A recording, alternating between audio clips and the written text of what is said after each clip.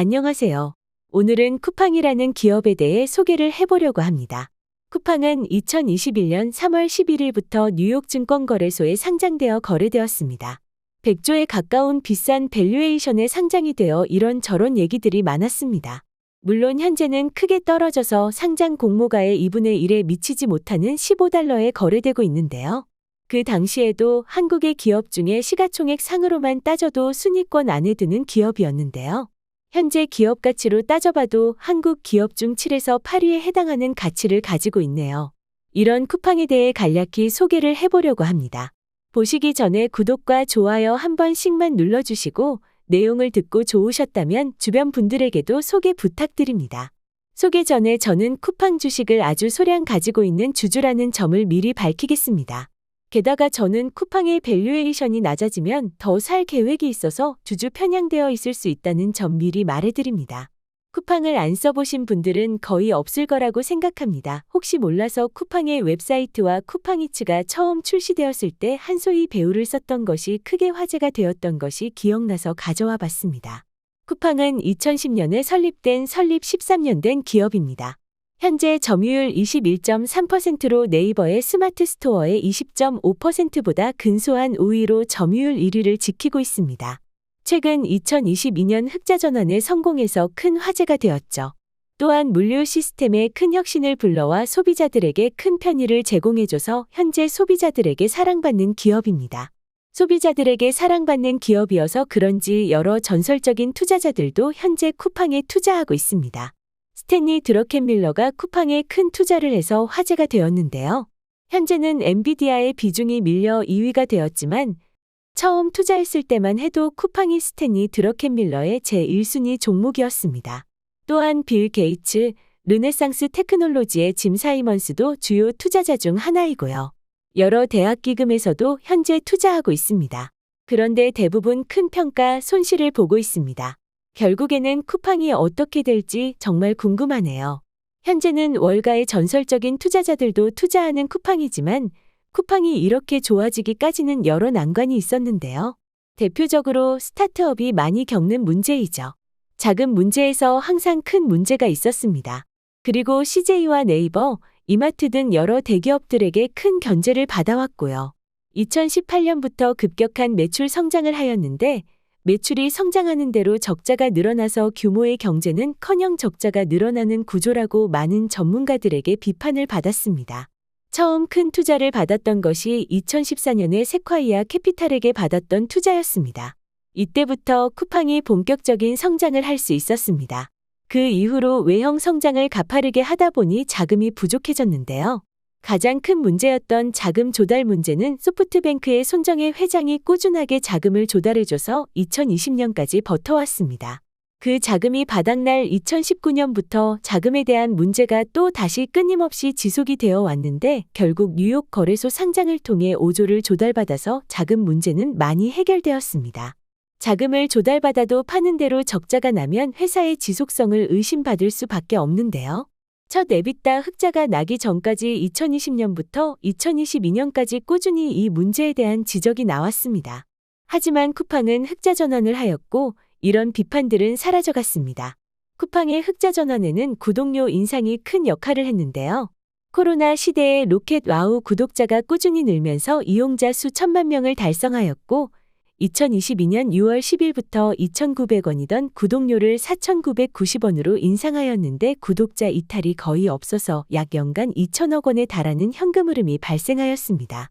쿠팡은 2022년 기사에서 보면 활성 고객 수는 2021년 1,603만 명에 비해 13% 증가한 1,811만 명이라고 하는데 그 다음에 2023년 기사에서 다시 보면 1,971만 명으로 또 약 10%가 늘었습니다. 또한 1인당 고객 매출도 지속적으로 증가해 현재는 1인당 $296의 매출을 올리고 있다고 합니다. 2023년도 3분기 실적 발표에서 나온 차트를 그대로 가져왔습니다. 그에 반해 대표적인 경쟁자였던 이마트의 상황을 보겠습니다. 최근 이마트가 지속적으로 적자가 나고 있습니다. 이로 인해 신세계 이명의 회장이 고위급 임원들을 전부 해고를 하였습니다. 하지만 이마트의 경우에는 잘라야 할 사람이 따로 있지 않나 하는 생각이 듭니다. 똥볼을 차고 있지 않나 하는 생각이 지속적으로 드네요. 와이너리도 인수하고 야구단도 인수하셨는데 다음번 인수 대상은 무엇이 될지 궁금증이 큽니다. 이마트로는 식품 쪽을 대부분 많이 구입하고 쿠팡으로는 식품 외의 용품들을 많이 구입합니다. 예전에는 식품하면 이마트에서 산다는 인상이 컸는데 요즘은 꼭 그렇지도 않습니다. 쿠팡이 식품 부문까지도 신뢰를 갖게 된다면 이마트의 매출을 더 뺏어 올 수 있지 않을까라는 생각도 듭니다. 쿠팡이 계속해서 잘 될 수밖에 없는 이유를 경쟁사 SSG몰에서 찾았는데요. SSG몰은 모바일이든 웹사이트든 들어가면 아직도 너무 조악합니다. 몰별로 통합을 하지 못해서 쓱 배송, 새벽 배송, 트레이더스 등 다른 몰에서 주문하면 배송도 다 다르게 오고 배송비도 따로 내야 합니다. 한참 전부터 이 문제가 제기되었는데 아직도 고치지 못한 것을 보면 바꾸기가 힘든 부분인 것 같네요. 쿠팡과 SSG몰에서 각각 캔디를 검색한 결과입니다. 어떤 게 보기 편하신가요? 저는 아직도 쿠팡이 편해 보이고 딱 검색했을 때 제가 원하는 상품들이 쿠팡에 더 뜨는 것 같네요. 이마트몰을 검색하자마자 나오는 애니타임, 이클립스, 모캔디는 제게 맞는 검색 결과는 아닌 것 같다는 생각이 듭니다. 그래도 이전에는 SSG가 사이트가 더 조악했는데 요즘은 좀 개선이 되었다는 생각이 듭니다. 포터에 경영 전략을 써서 간단하게 정리해봤습니다. 쿠팡은 다른 사이트에 비해 가격이 비싼 편이며 대체제도 많은 편입니다. 오프라인 쇼핑이 대표적인 대체제이며 온라인 쇼핑도 다른 대체품들이 많습니다. 하지만 로켓 배송의 강력함으로 가격이 조금 더 비싸도 쿠팡의 제품들을 고객들이 사용하고 있네요. 이커머스 분야에서는 소비자의 교섭력이 크지만 로켓 배송과 쿠팡의 플랫폼적인 측면으로 인해 소비자들이 쿠팡에서 쉽게 빠져나가지 못하고 있습니다. 공급자 측면에서 살펴보면 쿠팡에 공급하는 공급자들은 많은 불편을 토로하고 있습니다. 쿠팡은 공급자들에게 갑질하는 대표적인 기업이기 때문입니다. 많은 수의 판매자들이 쿠팡에서 네이버 쇼핑 등으로 넘어갔습니다. 쿠팡에서 네이버 쇼핑으로 넘어간 케이스를 제 주변에서도 보았습니다. 쿠팡은 배송계의 퍼스트 무버입니다. 쿠팡의 새벽 배송, 휴일 배송으로 인해 다른 경쟁사들도 비슷한 시스템을 도입했습니다. 시티뱅크가 ATM을 처음 도입하니까 다른 은행들도 따라서 도입한 케이스와 비슷한 케이스입니다. 쿠팡은 소비자의 경험적인 측면을 배가시키기 위해서 세심한 노력을 하는데요. 그 예로 로켓 배송 운전자 관리를 들 수 있겠습니다.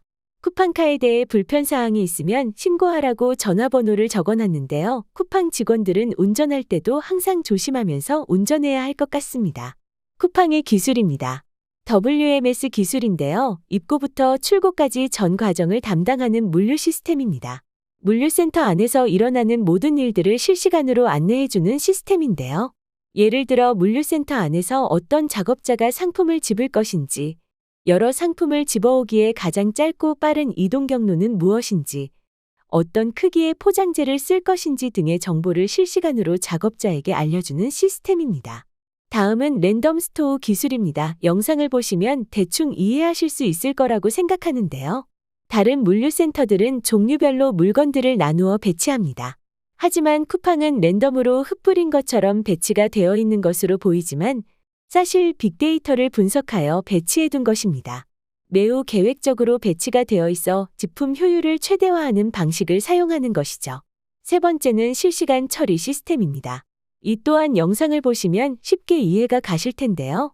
일반 쇼핑몰은 모든 작업을 일괄적으로 처리합니다. 결제 완료가 되면 결제 완료가 된 것을 모두 모아서 지품하고 지품된 것을 모두 모아서 포장하고 포장된 것을 모두 모아서 발송하는 식입니다. 하지만 쿠팡은 실시간 처리 시스템을 이용하여 결제 완료가 되자마자 지품, 포장, 발송이 한 번에 이루어집니다. 실시간으로 처리하기 때문에 낭비가 적고 주문과 취소 모두 편리해집니다. 마지막은 엔드-투-엔드 프로세스입니다. 쿠팡은 전국에 100여 개에 이르는 물류시설을 구축하여 대한민국 인구의 70%는 쿠팡 배송센터로부터 10km 이내에 거주하고 있습니다. 쿠팡은 물류 네트워크와 기술에 대한 투자를 통해 처음부터 끝까지 다 쿠팡이 책임지는 엔드-투-엔드 프로세스를 구축하였습니다. 다음으로는 인공지능과 데이터 과학입니다. 누구나 트럭을 살 수 있고 물류센터를 살 수 있지만 누구나 쿠팡이 될 수 없습니다. 쿠팡은 물류센터의 투자 말고도 뛰어난 데이터 과학 기술을 가지고 있기 때문에 쿠팡이 되었던 것입니다. 물류도 빅데이터를 사용하여 효율적으로 바꿨지만 검색 경험도 빅데이터를 활용하여 좋게 만들었습니다. 두 가지 단계를 이용하였는데요. 리트리벌과 랭킹이라는 시스템을 이용하였습니다. 내용이 기니 간략하게 요약하자면 랭킹과 리트리벌 단계는 머신러닝과 빅데이터들을 이용해 고객이 원할 만한 상품들을 상위에 배치한다는 것입니다. 고객들이 타이핑한 정보에서 필요한 정보와 필요 없는 정보를 분류 후 고객이 검색한 의도를 파악합니다. 그리고 매력도 순으로 배치하여 쿠팡은 원하는 상품을 합리적인 가격으로 구매할 수 있게 합니다. 이런 식의 방법으로 쿠팡은 고객의 쇼핑 경험을 혁신하기 위해 머신러닝을 활용합니다. 기술에 대한 얘기는 여기까지 하고 가장 중요한 확장성에 대한 얘기를 하려고 합니다. 최근에 나온 뉴스로 쿠팡이 대만에 진출하고 현재 쇼핑앱 1위를 하고 있다고 합니다. 아마존과 비슷하게 국내 시장을 독점을 하고 해외 진출을 해나가는 모습입니다. 대만에서의 뉴스가 상당히 긍정적인데 대만의 유통시장의 성장성이 매우 크다는 얘기도 있고 아직 온라인 쇼핑 규모가 전체 유통시장에서 차지하는 비중은 14.3%로 한국의 40%에 비하면 아직 상당히 낮은 수치입니다. 한국의 40%까지만 성장해도 아직 3배 성장의 여력이 남았는데 그 시장에서 1등을 하고 있다는 것은 상당히 고무적인 일입니다. 쿠팡이 롤 모델로 하고 있는 아마존을 보고 확장성에 대해 얘기할 것이 있습니다. 많이 알려지지 않았다고 생각하는데 아마존의 커머스 내의 광고 매출은 아마존에서도 꽤 거대한 매출 중 하나입니다. 표를 보면 알 수 있지만 유튜브와 스냅, 트위터의 광고 매출을 다 합친 것보다 큰 매출을 내고 있습니다. 쿠팡도 점점 커머스가 거대해지면 더욱 큰 성장성의 광고 매출을 기대해 볼 수 있습니다. 이커머스 자체의 확장성이 매우 큽니다. 무엇이든 이커머스 플랫폼에 갖다 팔 수 있습니다. 비교적 최근 뉴스인데 아마존과 현대차가 협력하여 아마존 플랫폼에서 현대차를 판매하기로 했습니다. 물건뿐만이 아니라 인력 또한 판매합니다. 당근 마켓의 경우에는 9인 구직을 하는 플랫폼도 운영하고 있습니다. 5페이지의 반복인데 쿠팡은 한국에서의 성장 여력이 정체되어서 외국으로 진출하는 것이 아닙니다. 아직 한국에서의 성장 잠재력이 많이 남았습니다. 이외에도 일본에도 진출하여 있고 동남아 시장도 노려볼만 할 것 같은데 이는 좀 지켜봐야 할 일인 것 같습니다. 아마존을 제외한다면 외국의 어떤 플랫폼보다 쿠팡의 플랫폼이 월등하다는 생각을 하고 있습니다. 또한 쿠팡은 물건을 판매하는 것뿐 아니라 쿠팡이츠와 쿠팡플레이 등을 통해 고객에게 다른 경험을 선사해주고 있습니다. 쿠팡플레이에서 했던 SNL과 스포츠 중계 등이 큰 호응을 얻었고 쿠팡이츠는 최근 와우 회원들에게 10% 할인을 제공해주며 와우 회원들을 빠져나가지 못하게 하는 그런 역할을 하고 있습니다. 하지만 이런 쿠팡도 단점은 역시 있습니다. 꽤 지속적으로 제기되었던 문제인데 공급자에게 갑질입니다. 최근 뉴스인데 정산금을 몇 달을 안 주고 가지고 있는 문제.